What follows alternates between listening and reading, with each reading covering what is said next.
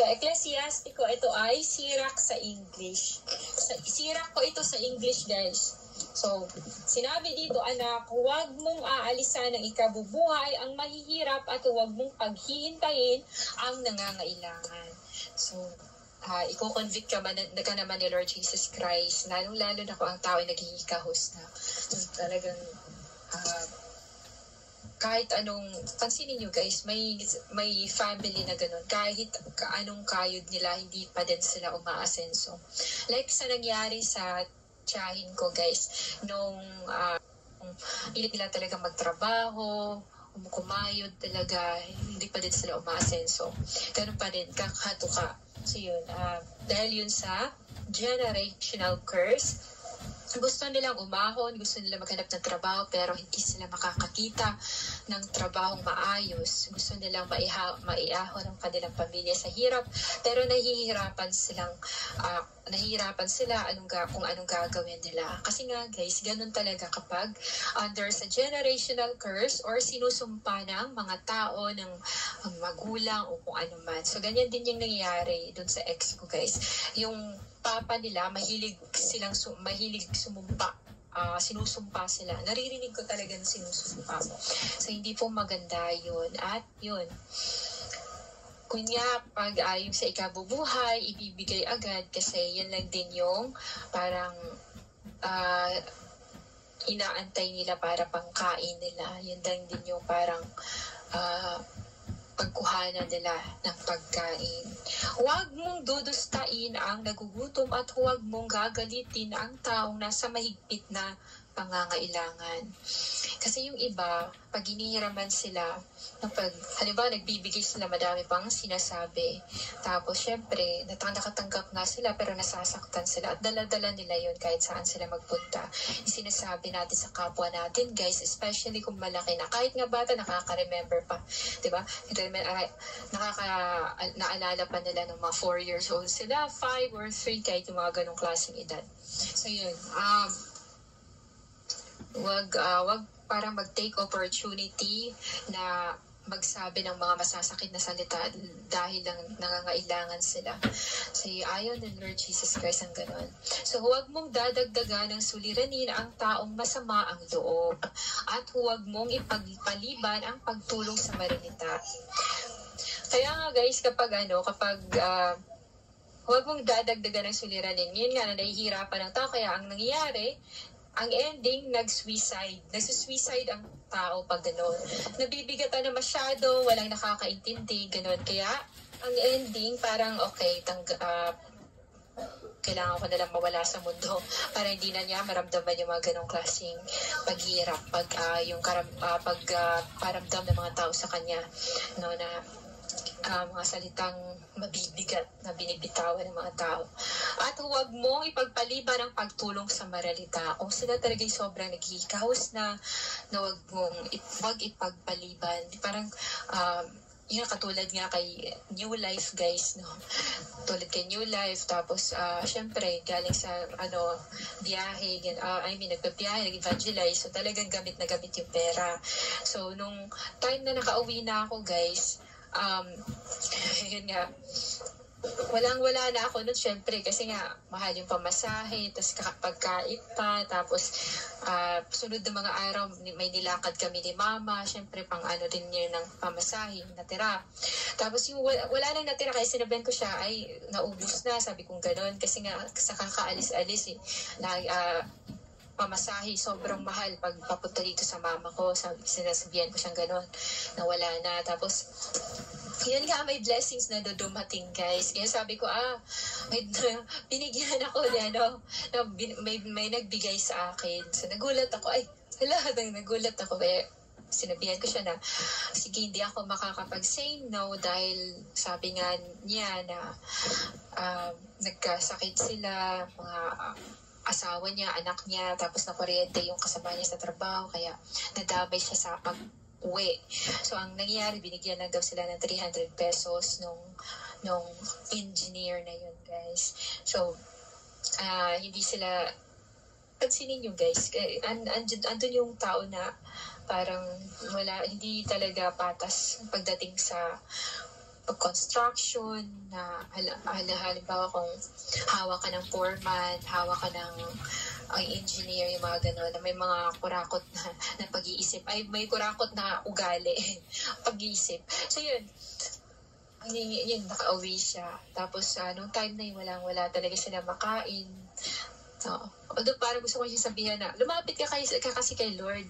Pero doon ko na-realize na, nga pala, no, kahit anong sabihin ko na lumapit siya sa Diyos, kung hindi talaga siya hipuin ni Lord Jesus Christ na lumapit siya, at hindi din siya lalapit o magpakumbaba kay Lord, hindi din talaga siya makakalapit. Kaya ang ginawa ko, eto Lord, ibibigay ko na lang sa Kanya. Binigay sa akin to, pero ibibigay ko sa Kanya. Kasi nga, mas nangangailangan siya sa akin at hindi mo naman ako ginugutom, Lord. Sila gutom. Sabi kong gano'n. Alam kong pakiramdam ng taong gutom.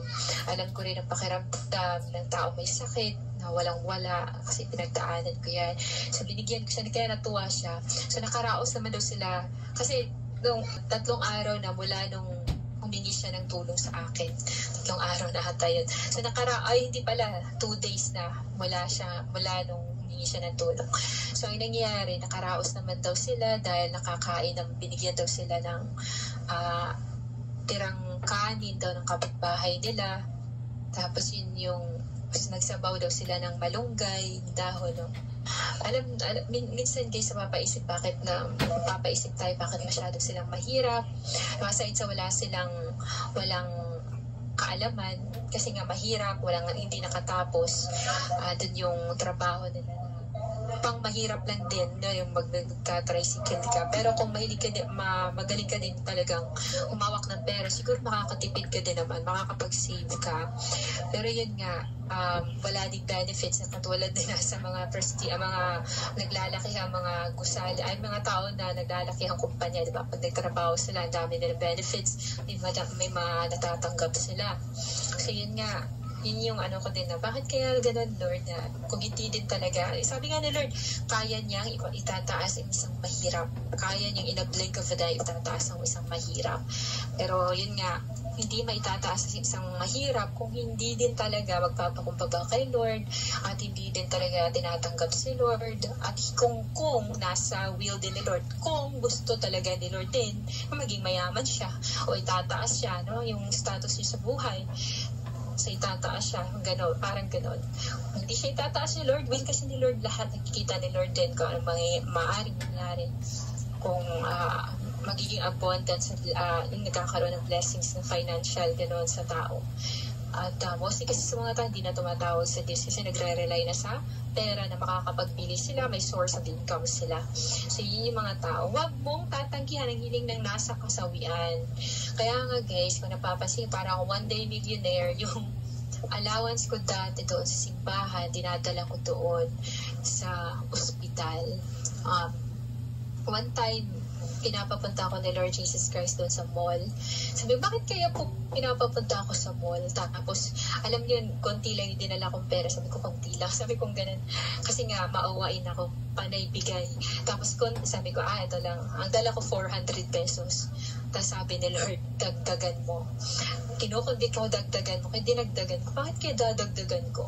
So, pagdating ko pala doon sa mall, may encounter akong lalaki na hopeless na talaga siya dahil nanganak yung asawa niya, walang-wala siya dahil may sakit din siya. Kaya nahinto siya sa pagtatrabaho. So, yung trabaho niya dati, guys, ay accountant siya sa bangko. Tapos na may itsura siya, matangkad, gwapo. Tapos, sabi niya, may sakit daw siya, tapos yung asawa daw niya nasa ospital pa, sobrang hopeless daw siya, wala daw tumutulong sa kanya kahit nilalapitan niya, kahit sino na lang nilalapitan niya doon sa Lip Ketkay, yung Ketkay na mall na yan guys, doon siya. Tapos nung tinawag niya ako noon, papunta na akong CR, hindi ko siya pinapansin kasi sabi ko parang manghihingi ito, sabi ko gano'n. Tapos may itsura naman siya, maganda yung tao niya to, basta formado siya guys. Hindi ko siya pinapansin, sabi ko, manghihingi ata to, anong pakay nito. Kaya hindi ko siya pinapansin, diretso lang ako doon sa CR. Sa pagbalik guys, sinabihan ako ng Lord, yung lalaking tumawag sa'yo, balikan mo. Yun yung sabi sa akin. Sabi ko, tapos hinahanap ko na siya, sabi ko, hindi ko na nahanap, hindi ko na mabibigay yung 400 pesos. Ganun. Tapos, hindi ko akalain guys yung lalaki na hinintay pala ako sa labas. Hinintay niya ako dun sa labas, tapos sabi sa akin ni Lord, yung lalaki, hanapin mo, ibigay mo yung pera na yan, para yan sa kanya.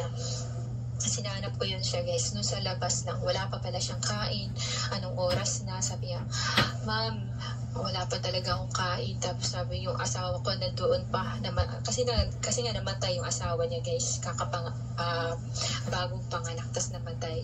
Tapos hindi daw niya mailabas kasi nga wala silang pera. Kaya binigyan ko siya ng 400 pesos. Sabi ko, sir, sabi ko sa kanya, sir, masyadong mahal ata yung babayaran doon sa ospital. Pero meron ako dito. Ito na ibibigay ko sa'yo. Tapos sumapit ka kay Lord. Gumanon ako. Tapos yung dala kong pagkain na nasa isip ko, ito yung kakainin ko pagdating ko sa bahay. Doon, para pag may binabasa-basa ako, kumakain ako, ganon. Parang hindi ako makatulog, parang gano'n. Pero pagdating doon guys, yung pera lahat ng dala ko at nandoon, napunta doon sa lalaki na yun. Tapos grabe yung pasasalamat niya na parang sobrang salamat ma'am, gutom na ako, wala po talaga akong kain, para daw siyang nahihilo, gano'n. So yun ang nangyari sa kanya. So, kaya pala pinapapunta ako dun sa kahit ayaw ko, parang ayaw pumunta, nagdalawang isip ako. Pero yun nga, dahil may gusto palang tutulungan doon. So, hindi ko alintana kung magkano yung binibigay ko. Hindi ko na parang, okay, bahala, basta si Lord na. Sige, kay Lord yan. Sige, sa'yo na yan. Parang ganun ako. So, yun, nagpapasalamat ako kay Lord Jesus Christ na pinaranasan niya sa akin yung mag-bedridden, pinaranas niya sa akin yung magutom, kasi walang-wala talaga. Yung sobrang gutom na ako, hindi pa ako sanay mag-fasting noon. Sobrang gutom ako, tinitingnan ko yung kusina namin. Tapos sabi ko, wala talagang kabigas-bigas guys. Pero never ako nag-worry na, ano ba yan, wala nang makain, paano na, mamamatay sa gutom. Hindi ako nagagano, tahimik lang ako. Tapos umiiyak ako kay Lord, Lord, wala kaming makain. Kumagano talaga ako dati. So pag may Lord ka talaga, nagulat nga ako doon kasi may friend ako sa Facebook doon guys na biglang nag-message. Tapos sa kakadasal ko, sabi ko, Lord, wala kami bigas. Sa kakadasal ko, guys, biglang may nag-message na foreigner. Tapos sabi niya sa akin, sabi niya, kumusta ka? Ganon. Sabi ko, yun nga, yung may problema ba daw? Mga ganon siya. Tapos sabi ko, wala naman, ayos lang, gumaganon ako sa foreigner na yun. Tapos sabi niya, may gusto akong babae, gumagano siya sa akin, may gusto akong babae, pero hindi niya ako gusto. Pero sabi niya, tatanungin kita, nagtanong siya sa akin, parang ginagawa niya akong advisor, guys. Sabi niya, tatanungin kita, okay ba, or i-entertain ba niya ako kapag pumunta ako ngayon? Kasi gusto kong pumunta pero parang ako dahil baka hindi ako harapin. Tas, alam niyo ba, sinagot ko, sabi ko, go, sabi ko, puntahan mo. Alam mo yung sinabi ko, guys, nagkakatotoo. Kasi hindi talaga siya in-entertain ng babae. Nagulat siya. Bakit daw siya hinarap ng babae? Yung pagkapunta daw niya dun sa bahay ng babae, nilabas daw siya, guys. Tapos nilabas siya nung babae. Nagulat daw siya kasi first time daw talaga nangyari yun na hinarap siya ng babae, nakipagkwentuhan, tumitingin sila sa langit, gano'n silang dalawa daw. Parang ang sweet-sweet daw ng panahon na yun, yung sabi niya sa akin. Tapos nagulat kasi ako, bigla na siya nagme-message na gano'n na yung about sa babae. Tapos yun, sabi ko, sige, puntahan mo, go. Tapos natuwa siya sa sinabi ko, guys. Sabi, parang may kakaiba daw sa akin. Tapos ang sabi niya, dahil in-entertain ako ng crush ko, gumano siya, dahil nagkausap kami, tapos ang masaya kami, bibigyan kita ng reregaluhan daw niya ako. Alam niyo ba guys kung magkano binigay niya? Nagulat ako, 9,000. Nagulat talaga ako nun na bigla siyang nagbigay, nagtanong lang siya sa akin. Nagulat di ba ako guys kasi nagulat siya kasi madami akong biniling bigas. Nagulat siya nun. Tapos may problema na naman ako noon. Tapos hindi ako nagsasalita talaga kasi hindi man ako guys yung nahiya akong humingi, gano'n. Kaya magme-message siya na, kumusta ka? Gumaganon yan siya. Ayos lang, gumaganon lang din ako. Tapos pagka tatanong siya, may problema ka ba? Bakit parang matablay ka? Gumaganon. Sabi ko, kasi pupunta sana ako dun sa simbahan ni Lord. Kaso walang-wala talaga kami. Pero sabi ko, hindi naman ako nag-worry. Sabi ko, yun yung sinabi ko sa kanya, hindi naman ako nag-worry. Kasi kung papupuntahin talaga ni Lord, makakapunta talaga ako. Alam niyo ba guys, sabi niya, bigla siya nagpadala ng 8,000. Nagulat na naman ako. Sabi ko, nakakahiya. Sabi ko, gano'n, huwag ka na magpadala. Hindi ka naman obligado, gano'n. Tapos sabi niya, hindi, kasi mabait ka dahil simula nung nakilala kita, in-entertain na ako ng crush ko. Natawa ako doon. Mabait daw ako, tapos good steward daw sa pera, yun. Tapos sabi niya, kasi napansin ko, mabait ka, tapos masaya talaga, in-entertain talaga ako ng crush ko. Kinawagan siya. Natawa ako doon. Oo, talagang touch niya po. Touch ni Lord yung puso niya, guys. Talaga nag-provide si Lord Jesus Christ. Kasi alam ni Lord na hindi madamot. No? Pag alam ni Lord na hindi tayo madamot, hindi tayo warrior, talagang i-bless tayo ni Lord. Talagang kahit makaranas ka man na parang nahirapan ka, pero later on talagang isasalba ka ni Lord Jesus Christ. Yun yung one thing talaga na one of the mga lesson na natutunan ko din kay Lord Jesus Christ. So yun nga guys, back to na tayo. Kung sumpain, sabi niya, huwag mo iiwasan ang nangangailangan. Huwag mo siyang bibigyan ng dahilang sumpain ka. So kapag, halimbawa, gutom na nga siya, tapos binibigyan mo pa siya ng mabigat na salita o binibitawan pa ng mabigat na salita, guys. Lagi tayo mag-iingat talaga sa sasabihin dahil ang salita, guys, ay espada talaga yan. Kahit gaano man ka tindi dapat nang ikagalit mo dahil may dapat ka ikagalit, dapat matindi pa nga yung response mo kapag gano'n, di ba? Pero sabi nga ni Lord, magkaroon ng self-control, yung pasensya, yung love na yun. Kasi pag kasi hindi mo alintana yung pag ka talaga, spiritual minded ka, hindi mo alintana talaga yung mga bagay, material na bagay. Nangyari din sa father, 60,000. Yung 60,000 din ay na-scam sila guys sa 60,000, hindi na nagbalik yun. Pero never siya na sa 60,000, sobrang parang sakit sa pakiramdam daw. Pero hinayaan lang niya kasi hindi madala yung stepfather ko, tahimik lang din siya. Pero binalik ni Lord Jesus Christ, binibless pa sila lalo. Si Lord talaga guys magpo-provide kahit basta hindi ka lang talaga yung tipong parang hinahanap mo na yung pera. Parang hindi ka na magsasabi na, ano ba yan, wala na akong pera. Sa naalala ko guys, hindi ko alintana yung wala na akong pera. Wag hayaan na sumpain ka ng kahit pinagkaitan siya ng tulong o may iba ka pang ginawa sa kanya na hindi niya nagustuhan sa taong humingi ng tulong. Sabi dito, pakinggan mo ang daing ng maralita, sagutin mo siya ng banayad at payapa. Gentle, kalmado, pakikipag-usap. Sikapin mong kalugdan ka ng lipunan, mga may kapangyarihan. Pakinggan mo ang daing ng maralita. Sagutin mo siya, ayun pala. No, yung sikapin mong kalugdan ka ng lipunan, hindi ibig sabihin talaga i-please mo na yung lipunan, no? Pero yung sikapin mo na hindi ka mag-violate ng rules sa lipunan, hindi ka palaaway, hindi ka chismosang, hindi ka radyo baktas na pupunta na mamahay-bahay. No, nagkakalat ka ng kasalanan ng chismis, mga ganun. So, ayaw na Lord Jesus Christ, Yeshua HaMashiach yun. Igalang mo ang may kapangyarihan. Pero hindi ibig sabihin nun magiging sip-sip ka na.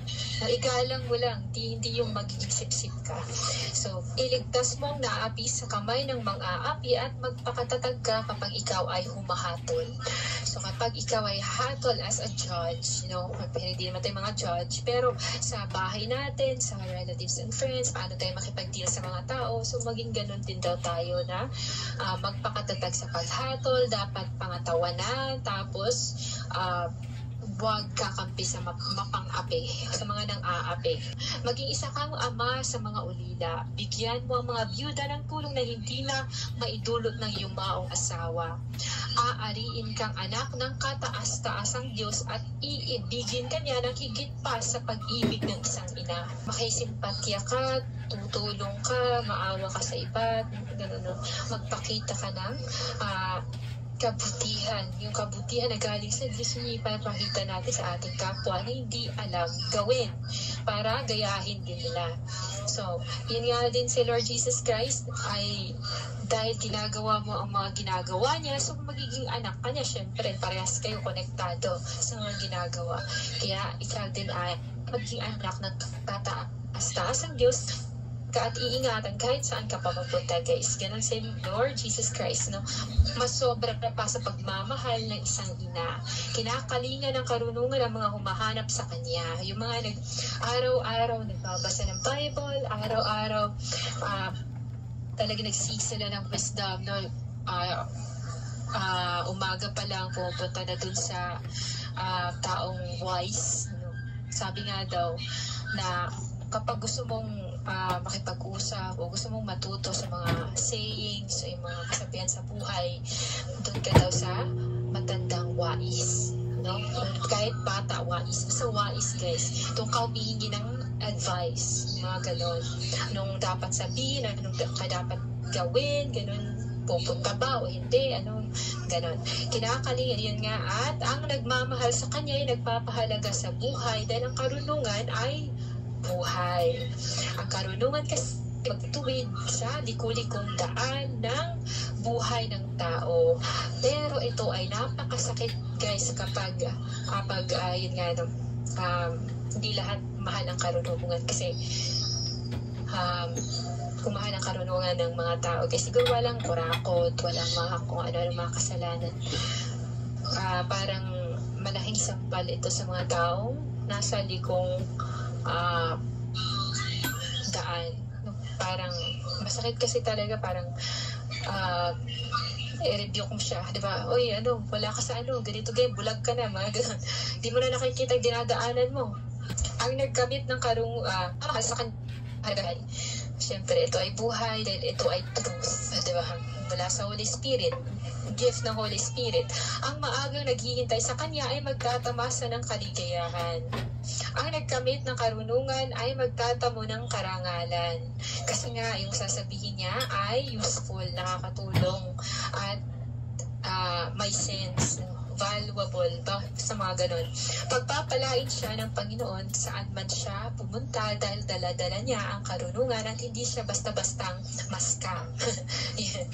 At hindi siya basta-bastang matrix ng mga tao. Ang naglilingkod sa karunungan ay naglilingkod sa Panginoon. Iibigin ng Panginoon ang sino mang umiibig sa karunungan. Yung karunungan, wisdom, galing sa Holy Spirit.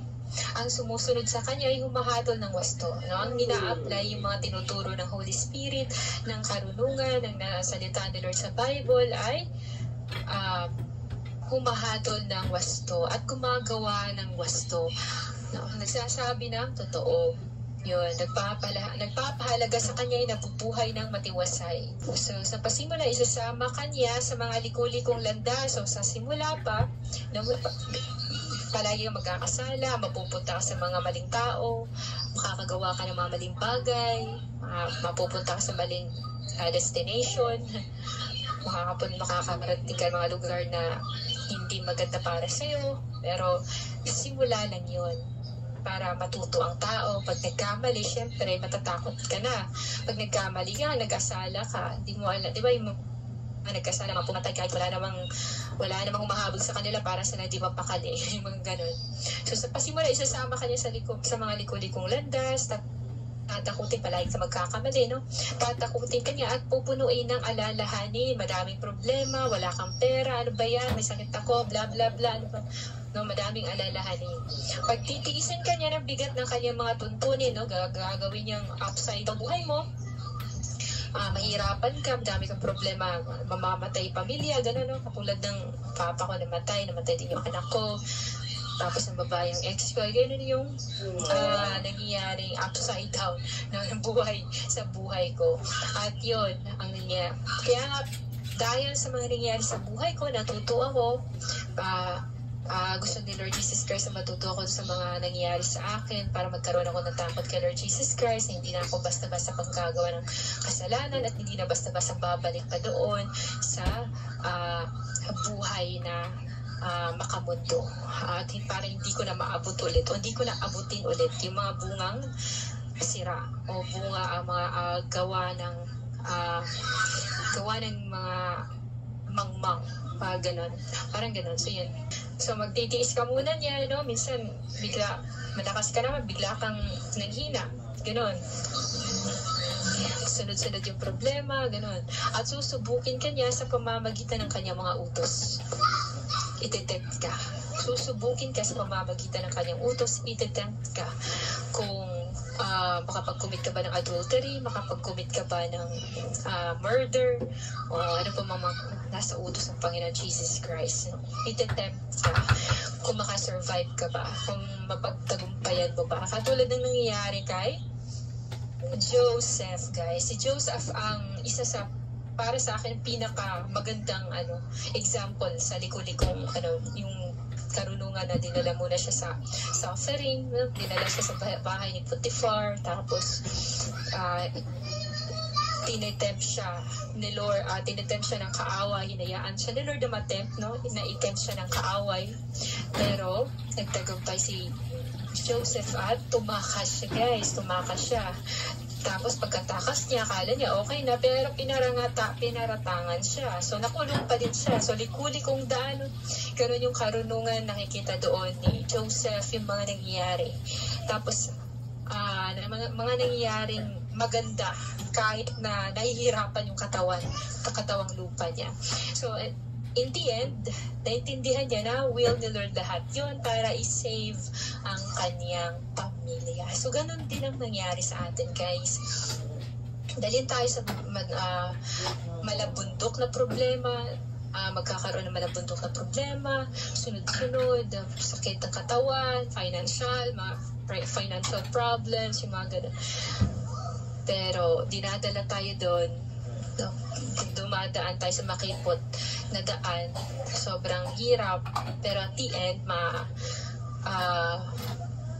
ikaw din ay ha-harvest ng kaluwalhatian, no? Kaluwalhatian mula sa Diyos, no? Yung may blessings pala naghihintay sa'yo na magiging maayos, no? Magiging maayos ang lahat. Although, pagdadaanan mo muna, pero sa kahuli-hulihan, maintindihan mo din, kaya pala. Ganun pala yun. So, marami ka matutunan. So, pagkatapos, agad-agad kanyang lalapitan, ihahayag niya sa iyo ang kanyang mga lihim. Ado na yung, nung sinabihan ako ni Lord na I will make your life upside down, hindi ko yun naintindihan, guys. Pero nakaramdam ako ng takot. So, hindi ko akalain na patay-patay na pala yun. No? Patay, nagkaroon ng iba yung ko, tapos wala kami makain. Sobrang hirap yun. Tapos, ang ending pala nun, pagkadating ko sa simbahan, doon na niya sinasabi sa akin yung mga lihim niya na hindi niya sinasabi sa pastor, hindi niya sinasabi sa ibang warrior, hindi niya sinasabi sa ibang servant. So doon na yung sinasabihan na niya ako ng mga lihim at tungkol sa animal, sa may kaluluwa at iba pang mga bagay na hindi niya na-reveal sa iba. So pagpasalamat kayo, guys, kung kayo dumanas ng upside down. Kasi kung hindi, ayos lang din naman, pero mas matindi talaga ang wisdom ng taong grabe yung dinanas. Kasi talagang magsisink in yung lahat ng kanyang tinana. Yung lesson ay magsisink in, hindi niya basta-basta makakalimutan mo, guys. At bibigyan ka niya ng kaligayahan. Di ba? Parang mamamangha ka syempre sa mga bagay na, ay, hala, ganito pala yun. Ay, ako, ang ganda pala. No? Mga ganun, napapaganon ka. Ngunit kapag siya yung tinalikuran, pababayaan ka niya at mabubulid ka sa kapahamakan. Kung tatalikuran mo siya, kung hindi ka na makikipag-isa sa kanyang salita, di ba, sabi nga ni Lord, remain in me. Apart from me, you cannot bear fruit. Remain in me. Ibig sabihin nun, remain in my word. Remain reading the Bible. Hindi ibig sabihin nun, remain in the church. Remain in the building. Hindi po ganun yun. Ay sinasabi ni Lord, remain in me. Ibig sabihin, remain reading the Bible.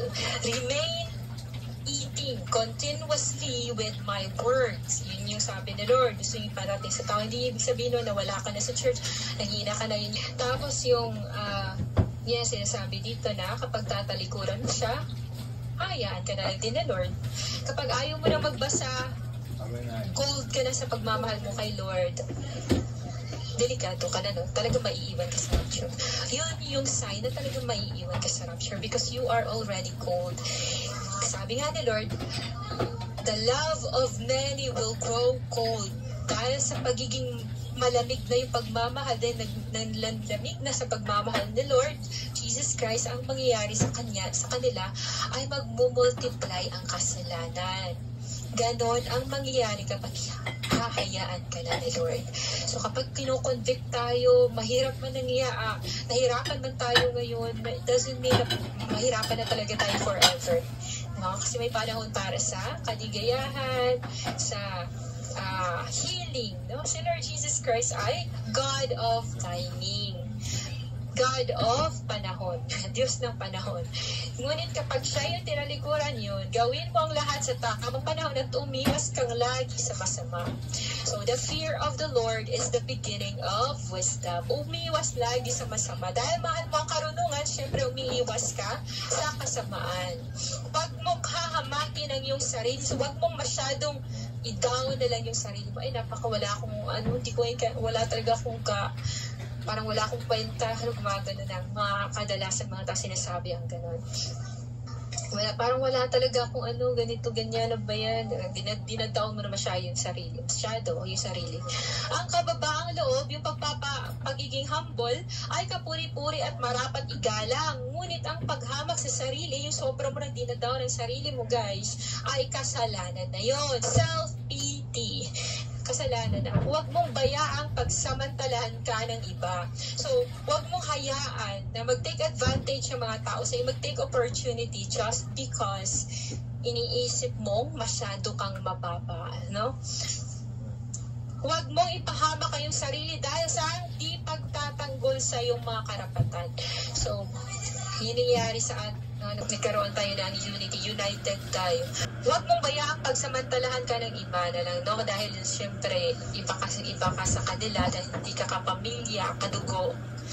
No? Kaya iba na yung turing sa'yo, iba yung sa'yo, treatment, no? Parang gano'n. Basta, in-English ko lang. So, huwag kang mag-atubiling magsalita kung panahon mo na magsalita. No? Noong panahon na yun, guys, sinabihan ako na ganito ka, ganito, ganyan. Sinabi, iba yung response na natatanggap ko. Kaya, ang ginawa ko na lang, tumahimik na lang ako.